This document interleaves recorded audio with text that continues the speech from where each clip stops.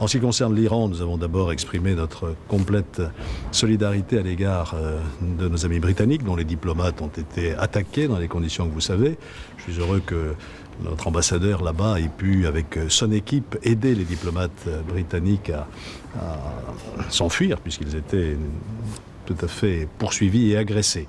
Et nous avons décidé de coordonner nos décisions de rappel de nos ambassadeurs. Ça a déjà été fait pour ce qui concerne la France. Nous avons également adopté, alors s'agissant cette fois-ci du dossier nucléaire, un train de sanctions important à l'encontre de 180 personnalités ou entités iraniennes. Et puis nous avons décidé de travailler sur les propositions qui ont été lancées par le président de la République française, c'est-à-dire des sanctions beaucoup plus dures et sans précédent en vérité sur le secteur financier et sur le secteur pétrolier.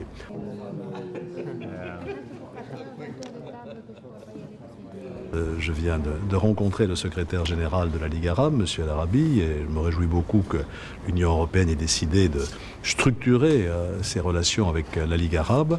La prise de position de la Ligue arabe sur le dossier syrien a été tout à fait déterminante.